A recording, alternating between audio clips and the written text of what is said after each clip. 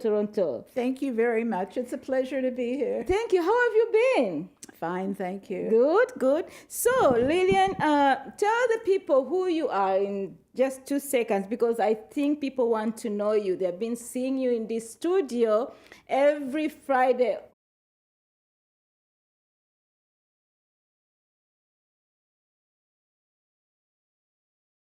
Okay, I'll try to keep it short. Sometimes I go on too long.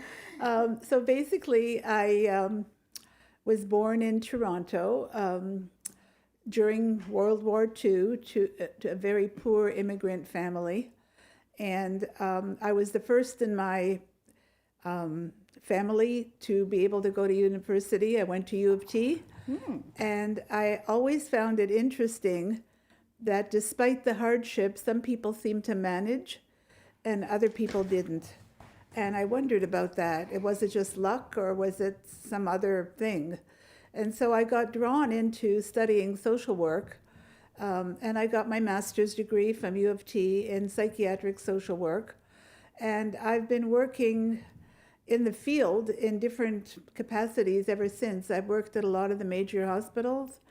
I've had a consulting practice. I'll basically help anybody or any organization that needs help, and I love doing it. So, Lillian, you're also a daughter of an immigrant family. Yes. Okay, so when did you come to Canada? We're not, so I'm first generation. Oh, you're Canadian. first generation. Yeah. And you say something very interesting, that you are the first generation to.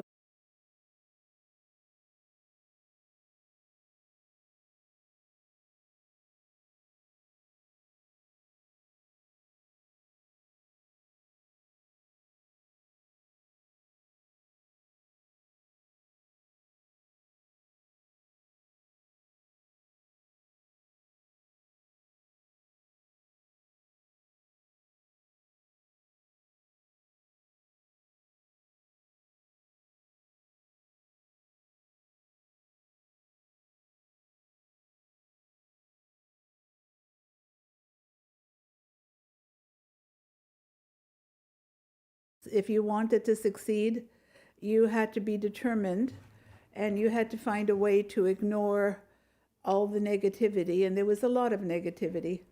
And so you had to ignore it. People didn't like immigrants, too bad. I don't care if you don't like me.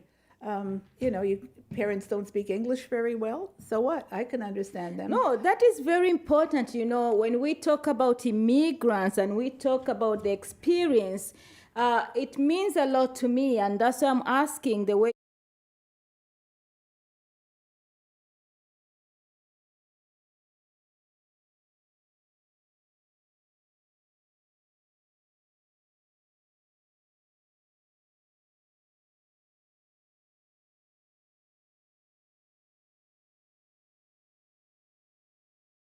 Again, there's no one formula for any of it, because I have known personally immigrant families from all over the world over the years, through the course of my lifetime, who've come here with nothing from often very traumatic circumstances. They found a way to make some money. They found a way to get a home. They found a way to buy food. Yeah, but the way you say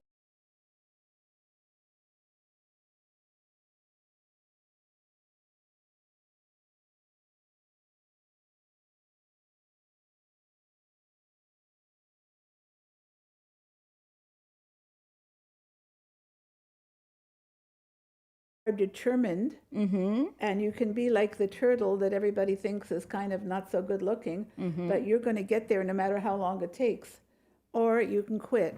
Now, the thing about being in a democracy, which Canada is, which is full of opportunity, is that it's not a totalitarian. There aren't people with guns. Why would you quit? Because it's hard. You can't quit. So some of us learned that as kids, and it worked well for us. Yeah, I really agree with you, but only one thing, that you were lucky, you were born here. So they took you as a person who was born here. When you talk about few choices to succeed, for me, I will give you a good example. I know that immigrated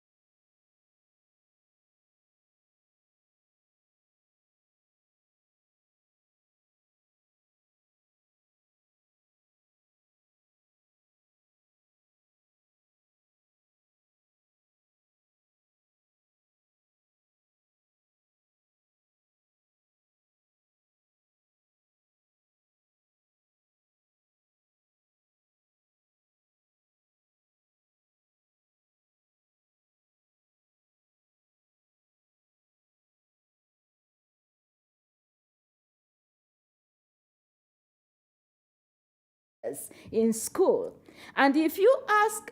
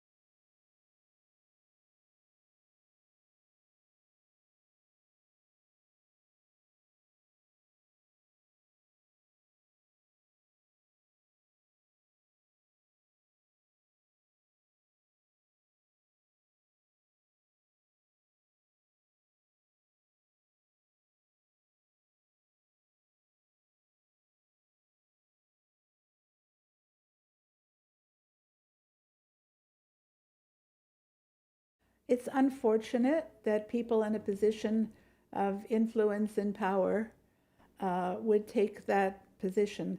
They probably have led very sheltered, protected lives, and they don't realize how hard it is to adjust to something totally new and different. Um,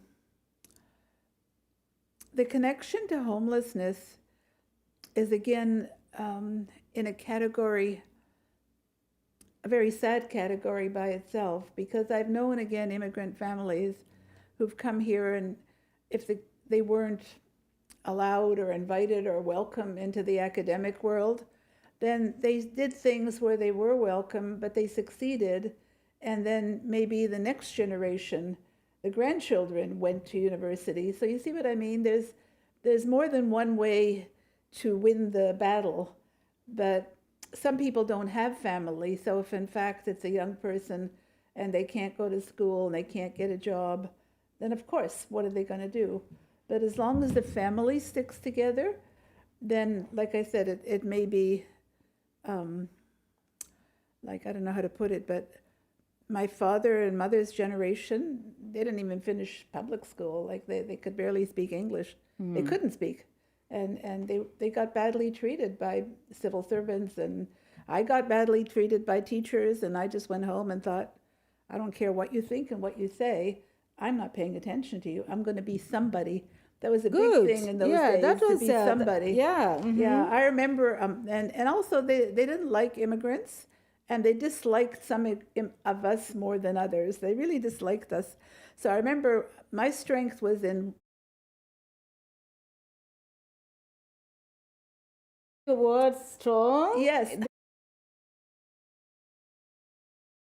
are very and technical are very very poor. So I yeah, no, remember it's not very poor. I'm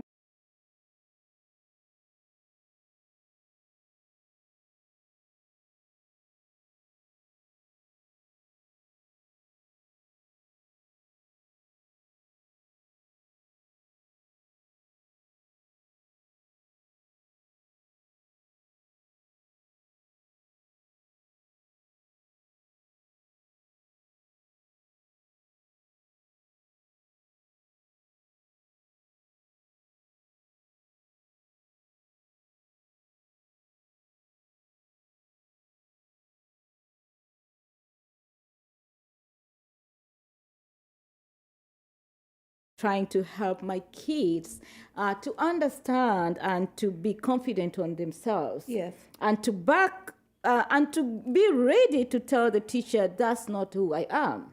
Exactly. So because if we don't train our kids to be strong and have that kind of voice, it's really difficult. And that kind of confidence, because there's an expression that don't let the tail wag the dog. Oh yeah, I like that. Don't let somebody who is inappropriate and unkind control your happiness, your well-being, your success. Don't allow it.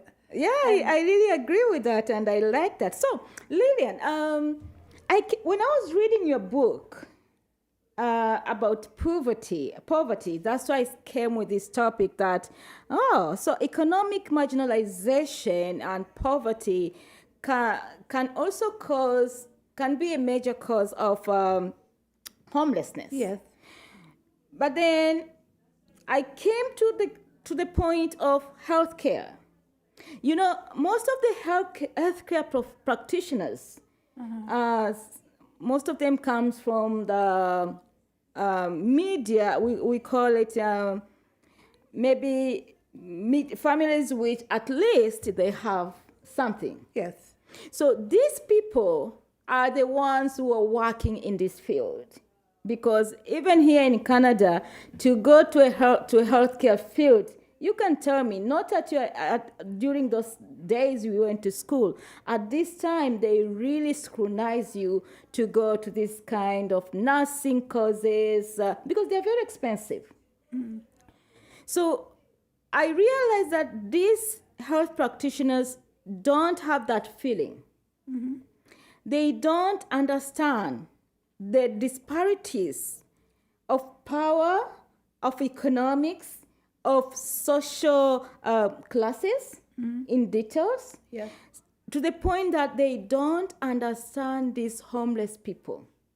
I remember last week, and I've read in your book, I've been reading this book more than 10 times now.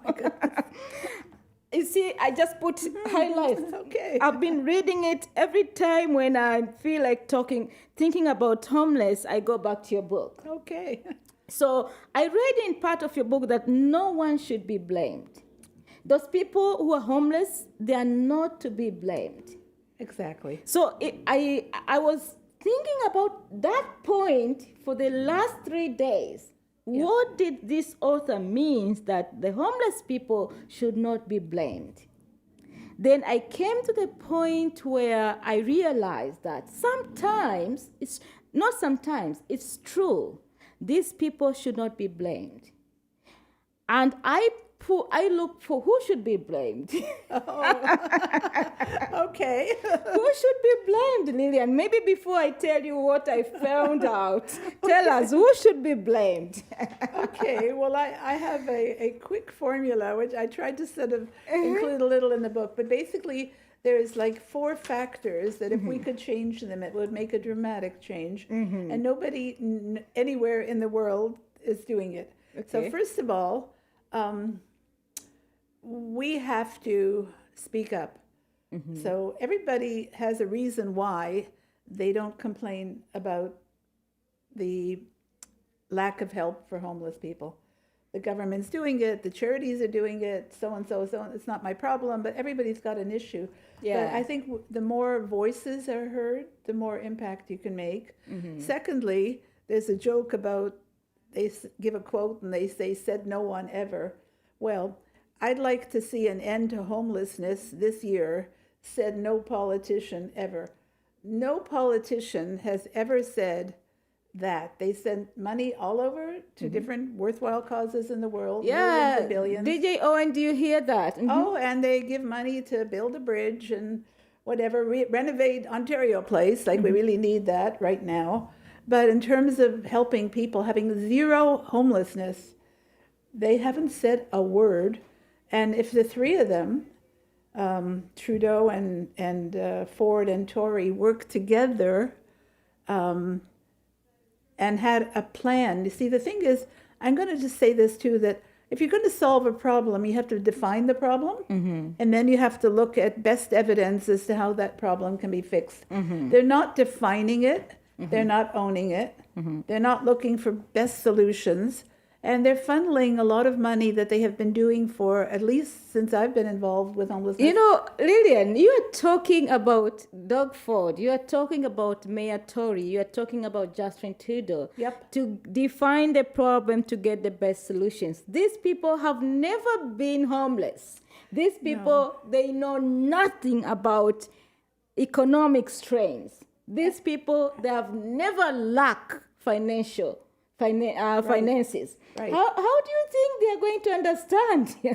Well, two ways. First of all, if all of us say there can be a simple solution, if they put, I don't know, 10 million into some developer's company to develop 10 affordable housing units, lovely. But I mean, when you talk about the affordable housing unit, yeah, I managed to visit a friend who is living in, I'm sorry, I'm not talking about, I know he might hear me. I'm telling you, these boxes, these government houses are terrible. of course they are. So, They are. but my point is, these people don't understand the problem, And they don't want to. and they don't want to understand. So we have to make them. They are civil servants. They're supposed to work for all of us. Can I admit something? Yes. Even me, you know, for the first time, I want to admit to you that I didn't understand the issue of homelessness that much because I'm a fighter. No matter how, if you take me to the jungle today, I will come out from there. Yes. You see?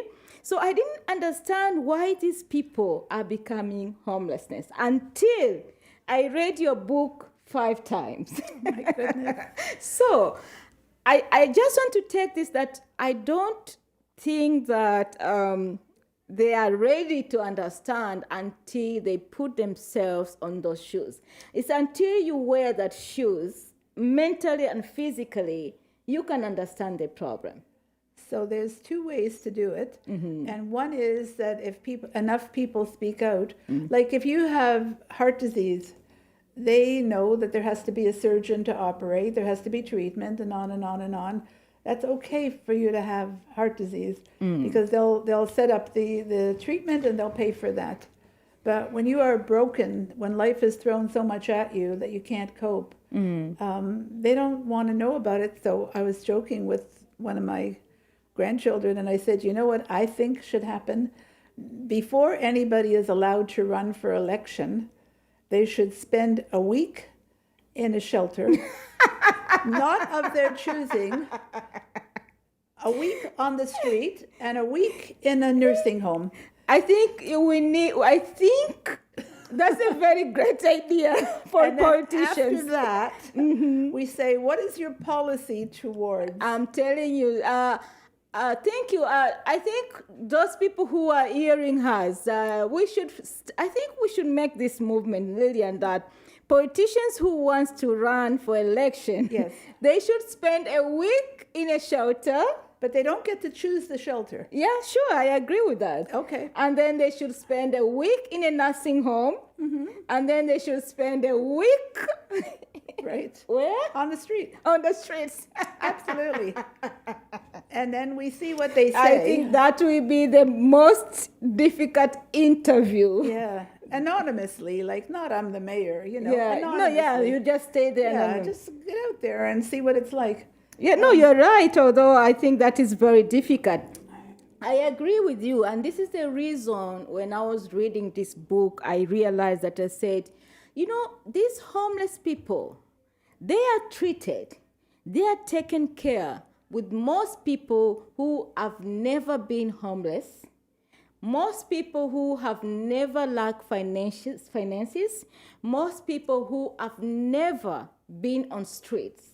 So they don't understand.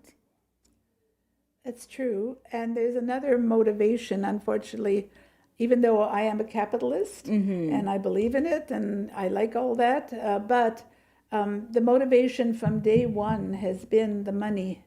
And if anybody, I'm not going to start quoting numbers, but if anybody wants to check how much per day the shelters get per person. I think I said this to you before. It's more than I live on in a month. Now, with that kind of money, if they gave me a couple months, I could easily get everybody housed. That kind of money could get them an apartment, could get them all the therapy and counseling and medical care and everything they need, training. And then they... Have you ever wrote a proposal with your idea? Have you ever put a proposal with what you think is possible? Well, here's the thing. I've gone to many of the mayors, and they just brushed me off. The thing about proposals in my career is that I always want to make things better for the people that we're supposed to be helping. So here, unfortunately, is my cynical story. When it's been a good proposal, people ask me to write it up and they'll work with me. But then I write it up and I do a good job and I've got like a whole file of proposals. People take it and say, thanks very much, I won't need you. Here's an honorarium of a few $100. And then they go and they do it and they get all the credit, the profit, the whatever. So I'm afraid I don't trust that process anymore. So it's kind of a catch-22. I have great ideas. I want to share them. I want to do them. And I know they'll work. It's not rocket science. I could get everybody housed.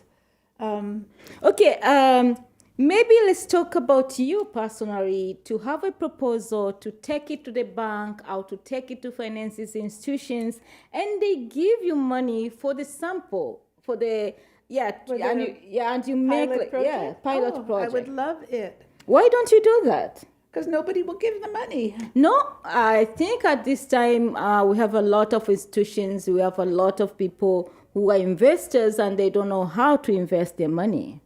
The only issue, you need to get the right person. Yeah. But people can give you money. We have a lot of grants. Why don't you try? It's not too late, Lillian. Well, I'd need some help because I'm not very good at marketing myself. So Yeah, the issue is marketing, but Yes. the possibility is there. I have no doubt. Like sometimes a friend of mine said, why don't you just put it out on your Facebook and get people to do an e-transfer and get some money so you can survive and go do it. And I thought, you know what? I have done it in the past. I told you there's been a few hundred people that I've helped. They know who they are, but obviously they don't want publicity when they're living well now and successful. But it would be so easy to do it. So easy. No, you don't do it for people. You do it because you have the idea. You do it for yourself. I will give you a story, Lillian. Some time back, one of my pastors told me that, not pastor, I was reading one of the books. They said, you cannot be rich through jobs and work, but you can only be rich through your idea. If you use your idea, all the rich people you see today, they make use of their ideas, not the job they're doing. Absolutely. So I still think that you still have an opportunity to put that idea down and change your life and change the life of others. I would love it, and I would keep it to a one-page proposal. It doesn't have to be elaborate. You don't need to be too much work. No, just It's only something simple, and then through that proposal you can get what you want. Believe me. that would be wonderful, because when I out and about and I see it and I say 30 years I've been trying to make a change and I can't find anybody. Yeah, sometimes you cannot make a change by yourself. Right. But you can use the idea you have, you sell your idea, you get money, you do implementation. Right. And that's what you're going to change lives. Because if you do for people, those people don't have your idea. So they are going to mess up. They are going to do on their profit, not the way you want it to be Yes. done. Yes.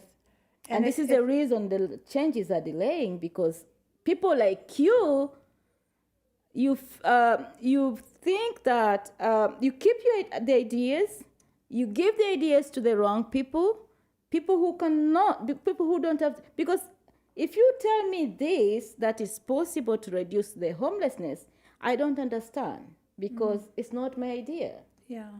But after reading this book more than 5 times, I came to see, no, this lady, she's so rich, rich in idea, rich in heart, in compassion for these people.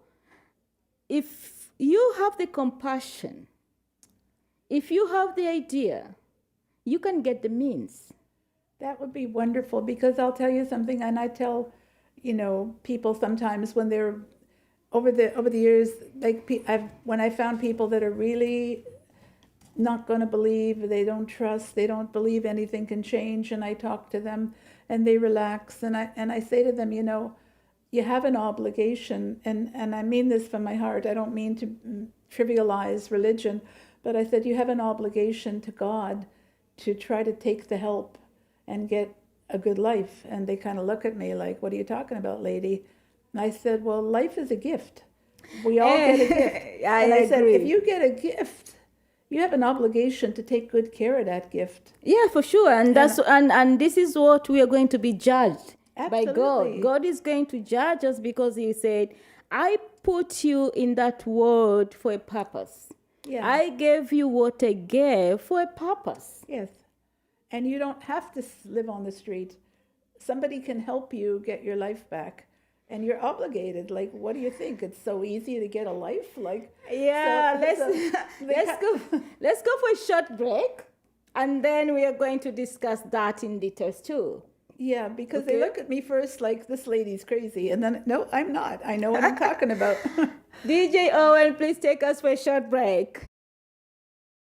Our company is committed to providing truthful, honest, competent, and result-oriented service through advising and representing our clients in Canada and overseas in a wide range of immigration matters. We focus on providing support, building dependable relationships, and promoting success. We are dedicated to understanding what results you want and to helping you understand what actions we can take on your behalf.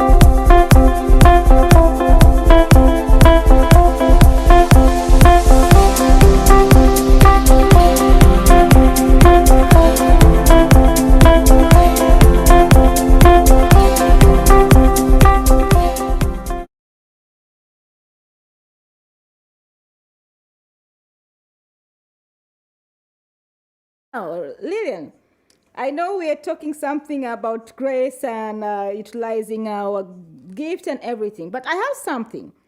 You know, I realized that mental illness people, people who have stress, depression, and everything, people with different social classes, people with economic struggles, financial struggles, in our communities, these are the people who sometimes get sick or sometimes have problems, and their services get disrupted or denied by health cares simply because they cannot be reached by phone, they cannot have transport to go and attend the sessions.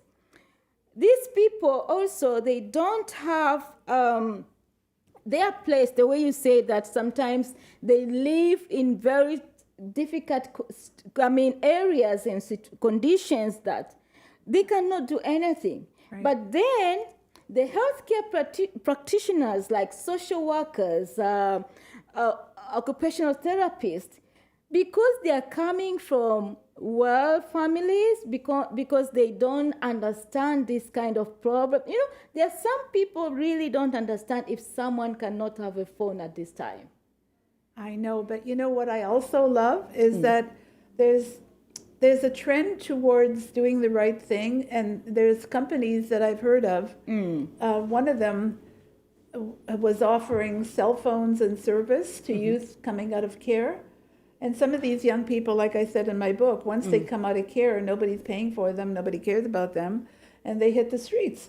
But this one company who's amazing, and I don't work for them, but I'm impressed, they are offering cell phones and service to youth who want to get a hand up. Wow. So So this- how do people know and learn about those companies? Because you can't just find them. I know the problem again is that the supposed helpers out there are not doing a comprehensive job. And this is what I'm saying. I call them health practitioners, whether they're social workers, because people like social workers and all these, I thought they could consider this situation that, oh, if someone did not come, probably this person did not get transport. Maybe she doesn't have if I cannot reach out. Right. But then, do they have struggles to find who is the contact point? I told you, I had a boy who always come to my office. Everybody react to that boy as a criminal. Oh. I'm the only person who opened my office and bring that boy inside. Then I told him, what is your problem? So I realized that he's having mental issues. He's homeless. And he doesn't have family and friends and relatives in Toronto. Her mother is in British Columbia. So what happened when the boy grew up, the boy wanted to go to school to have certain life. But that mother is an immigrant.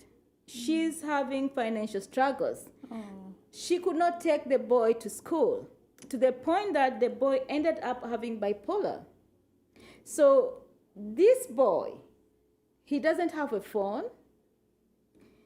He lives in a shelter. He told me the life in the shelter is horrible. It is. So every morning they send them out. Yep.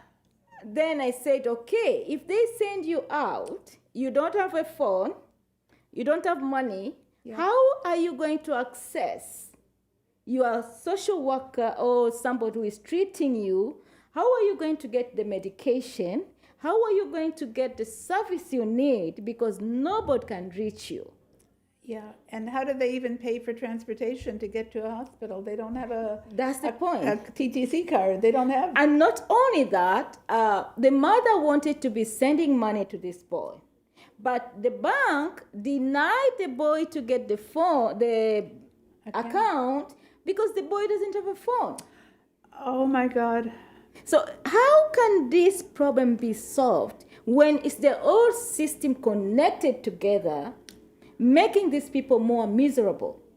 Because this boy now, he can't get food, he can't get healthcare service. How Because old is he? It's 40 years.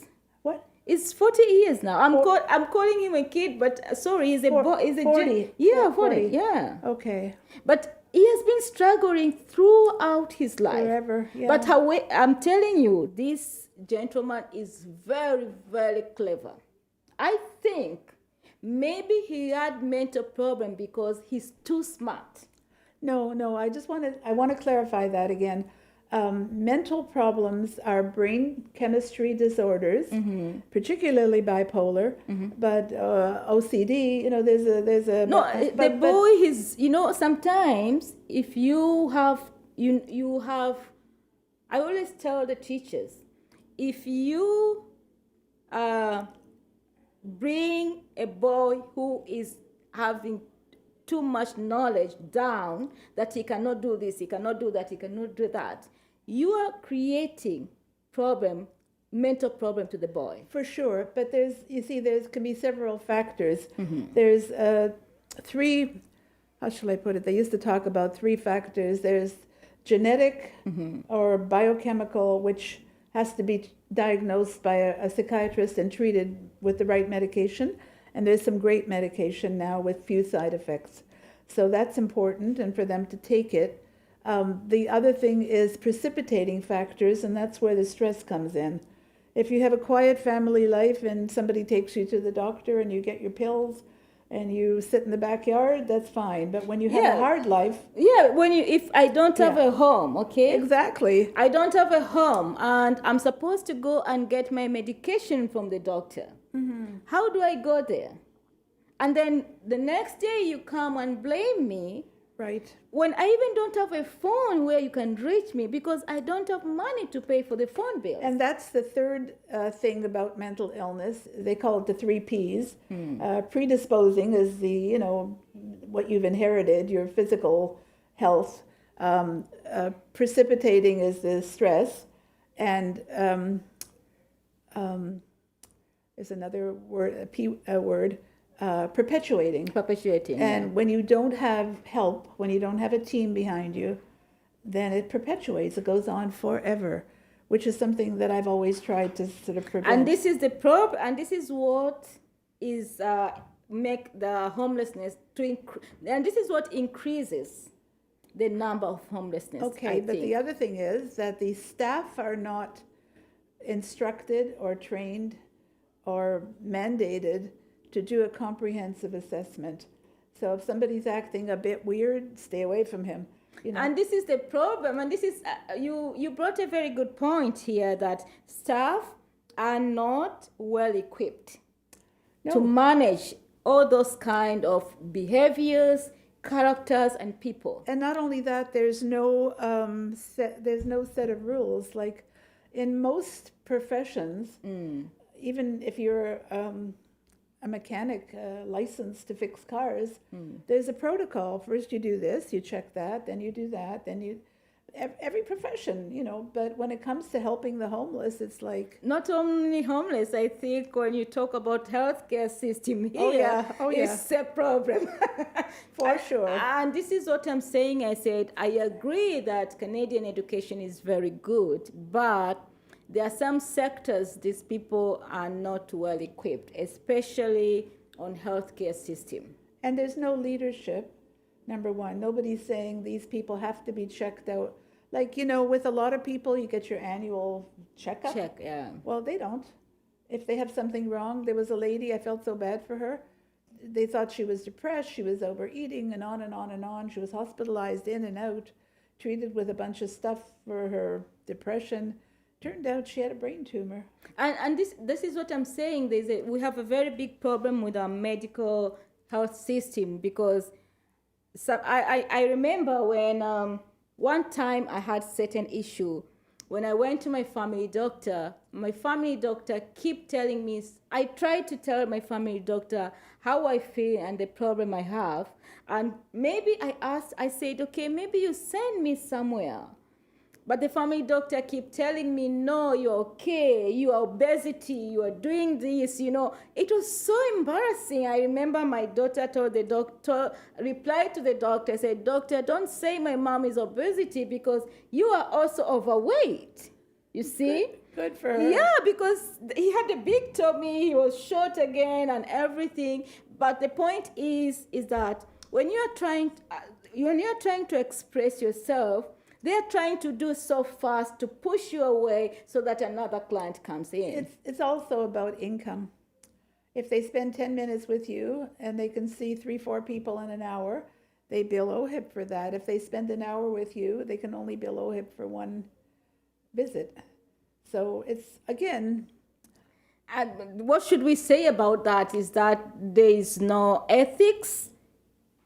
Well... there is no... Because... If I know that I always argue with the colleges of these physicians, physiotherapists. I keep arguing with these colleges, but the way you said, even these colleges, they don't have direct leadership. You can reach straight and receive, and maybe they receive. We always call the evaluation of what they are doing because. This is the problem with a lot of people here.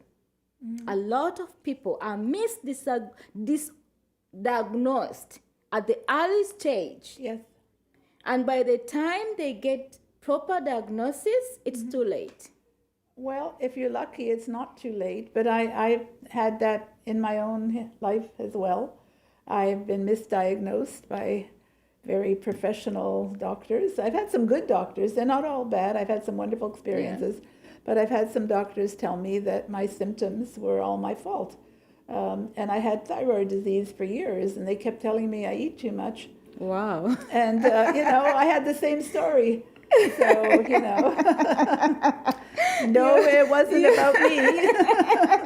That's so funny, when you are trying to explain something, you want to get certain diagnosis, and someone is telling you you're eating so much, reduce fats, Yeah. do this, and for sure it's a very big problem, and this is what the homeless people are facing. They don't have access to anything. Yeah. And the people who are supposed to care and are getting paid really well, like They I said, don't give that care because They're- they've never been there. Not just that, nobody's telling them to. Nobody's telling them they have to. Why should they take on all that responsibility when nobody cares? So again, it's a matter of who's in charge and where's the leadership, where's the morality, what is human life worth?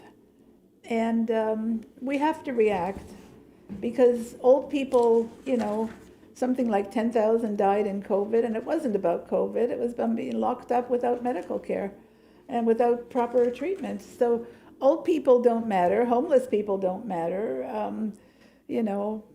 Babies that you don't want don't matter. I mean, there's a pill for anybody that's depressed and doesn't want to get treatment. They can just kill themselves.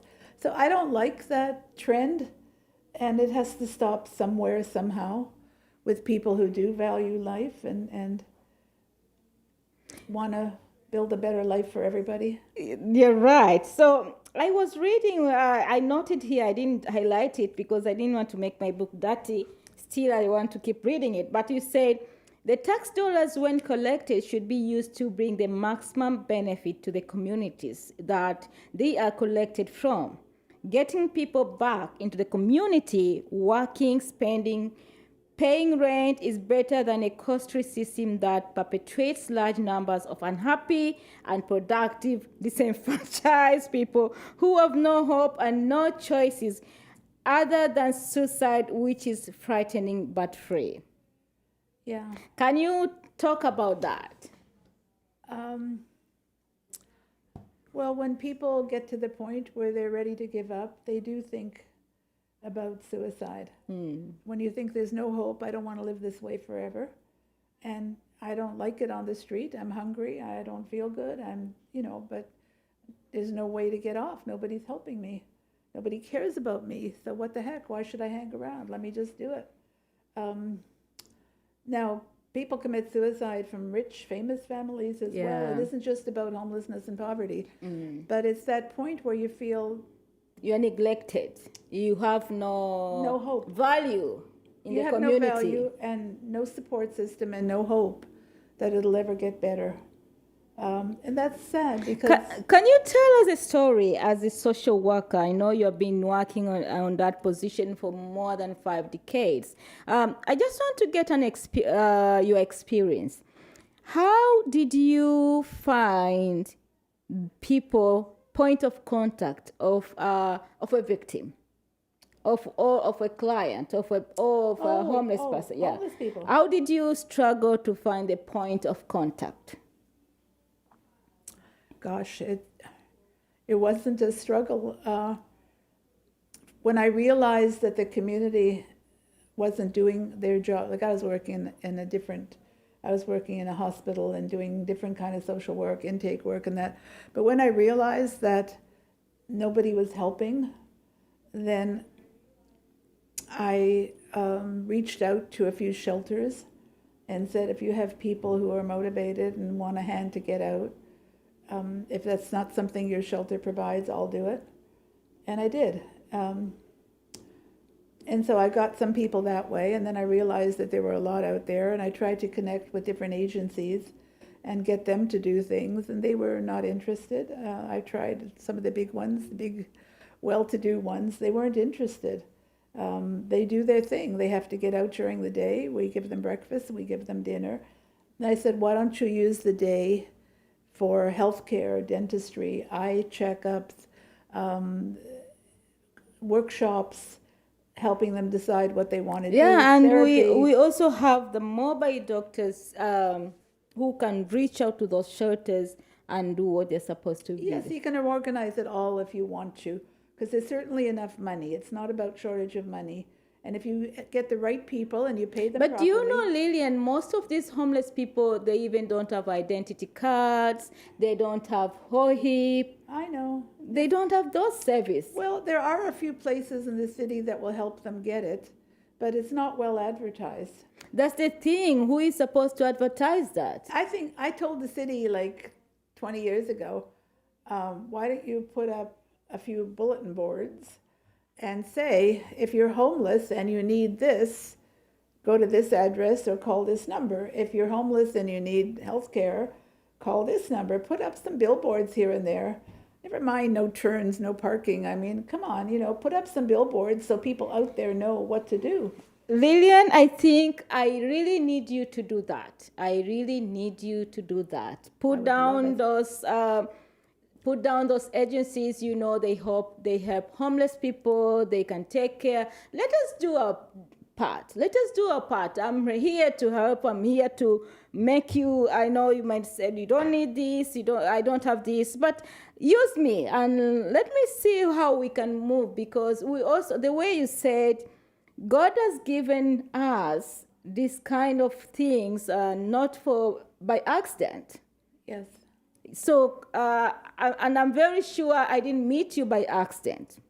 Apart from having other stuff, I think it's the right time now. We can do something. If you know, let us do something. I would love it. I would love Yeah, it. let us do Yeah. something. If we know where people can get the health care cards, with a good assistant, let us help these people. I would love to do it. I know nothing about homelessness. I know nothing. Remember, I'm coming from the country whereby you just go to the backyard and get the greens, the vegetables. I'm coming from the country whereby food has never been an issue. I can say that. But then being in Canada, I'm a fighter woman, so I know, I don't think if it will happen, because I can do anything to survive.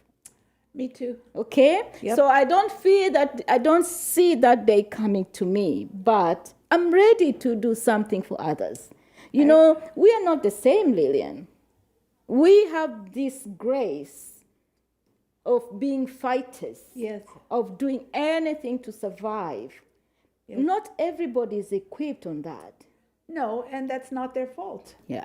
Everybody has certain strengths and certain weaknesses. Mm-hmm. And it's very important that we help each other. What kind of world is it where people are disposable when they're too much trouble? Like, what kind of world is that? Yeah, so let us help them. If we can do something little, let us keep knocking doors again and do something. I would love that. Yeah, because I think you'll be very happy on your last day when God receives you in heaven and said, Lillian, Yeah. look at this old smiles down there. Look at this old cries down there. Right.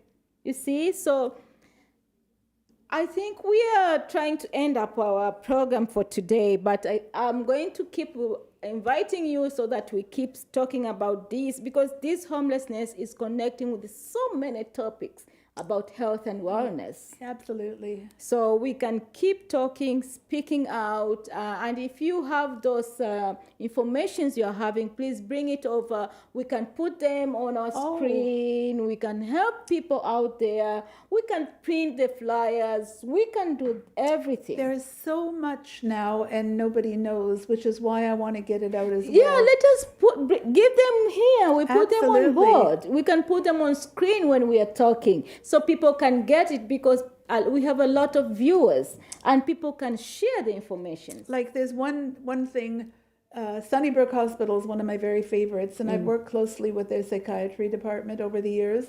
They're fabulous. And they have a program that they started a few years ago that I'm so impressed with. It's what I was doing, but with about 30 staff. They're awesome. It's called the Family Outreach Program. And if anybody in the GTA has a young person between 13 and 26, they can call there. They'll get them a counselor. They'll help them find the best care everywhere that they can get, no charge, and they'll stick with them until they're happy with their care. You If see? they don't like it, then they'll find them somebody else. That's what people need to Awesome. hear, because some people here are scaring to go to the doctors because they don't have the insurances to pay for the services. They don't have anything. Right. So if we can put those information out there, we can, On- yeah, on the absolutely. screen when we are talking, people Yes. can see them, people can read them, and we keep boosting them in our Yes. social media platforms. I think that is one of the great things we can have. That'd be wonderful. Thank you. So Wonderful. our day and our time is rushing out. Please, viewers, thank you so much. This Lillian was here with me, Josisla, and I'm saying don't stop watching Tom's Radio. We are going to bring for you a lot of things. Stay tuned for Wisdom Show and our news at 4. Thank you.